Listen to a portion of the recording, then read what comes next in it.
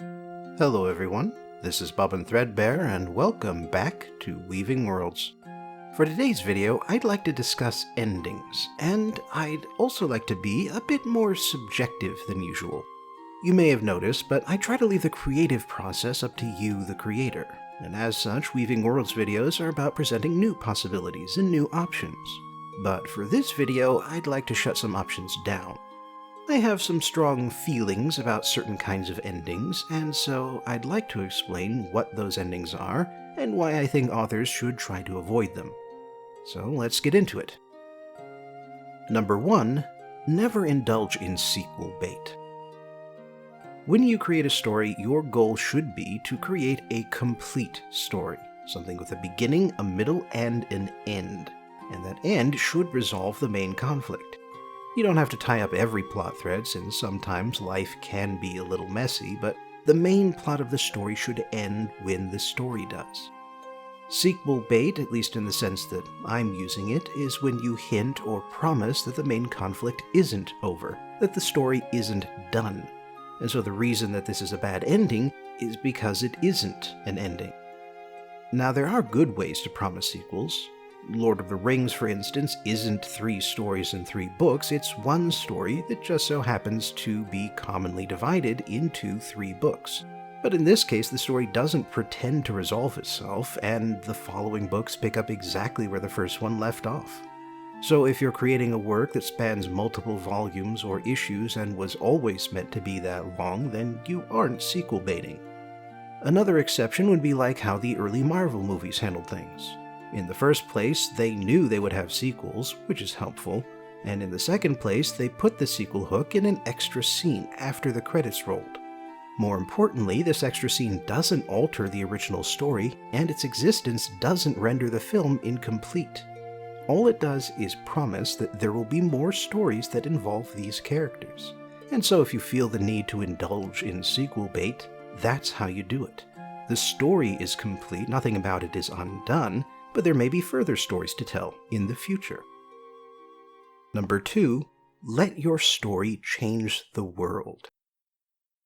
If you watch my Threadbare review series, you'll know that I just reviewed Flight of the Navigator, and I was a bit irritated by the ending. And yes, that ending did inspire this video. Why do you ask? Regardless, let me explain. The way the film ends is by having the protagonist go back in time so that about 85% of the plot never happened. So while David, the protagonist, gains a few interesting memories and a little alien puppet, for everyone else, it's like nothing ever happened. The reason endings like this irk me is because they make me ask, so what was the point of any of this? I realize, of course, that the definition of a fictional story is that it was invented and never really happened, but when we suspend our disbelief, we pretend like the world of the story is real, and that the events that take place within it have real weight. When you say that the events of the story don't really matter even to the characters within it, you are ruining that suspension of disbelief and preventing the audience from enjoying the story. So that's why you shouldn't tell a story that stops existing because of time travel, or that never happened because it was all just a dream. You can use dream sequences and time travel in stories, but you should never use them to undo the main conflict. If the story doesn't matter to the characters who lived through it, then it definitely won't matter to your audience. Number 3. Avoid the all good and all bad endings. Let me be clear about what I mean by this. I am not suggesting that a bittersweet ending is the only valid kind of ending. I am not suggesting that a happy ending should be impossible, nor that a tragic ending should be avoided at all costs. What I am suggesting is that a happy ending should be earned, and that a tragic ending should at least accomplish something. For instance, in some circles there's a thing called the Disney death, which is when a protagonist appears to die just long enough for the audience to worry, only for them to turn out to be fine a moment later. Nothing is sacrificed or risked to bring the character back, it's just a momentary misunderstanding that tugs on the audience's heartstrings to no real purpose. So, while the protagonist doesn't have to lose anything to make a happy ending a good ending, they should at least have to risk something. On the opposite end, a tragic story should at least contain some uplifting elements, something that can break up the misery and depression that could otherwise become all-consuming. Let's use Shakespeare as an example. In Hamlet, the protagonist dies, along with most of the cast, but he does manage to get revenge for his father's murder and avert a war with Norway. In Romeo and Juliet, both protagonists die, but because they die, their families put an end to their feud. These elements may be nothing more than a consolation prize compared to the main tragedy, but it's still important to have a little ray of hope in an otherwise bleak situation. Number 4. Give the ending time to breathe. If you watch an old Hong Kong action film, you may notice that a lot of them end abruptly right after the villain dies. This was largely because the old studios had tight budgets and even tighter filming schedules, and so they tended to film only those scenes that were martial arts showcases or else essential to telling the story. However, there is a reason why creators without budget concerns tend to spend a moment or two with the characters after the big climax. It gives the audience a chance to unwind and cool down after a big emotional moment, and it gives the creator a chance to show what the characters will be doing now that they don't have the story conflict to worry about anymore. Now, this doesn't mean you have to provide detailed epilogues for every character, but what you can do is have them discuss what they want to do next or where they plan on going. Number 5. Don't untwist a twist.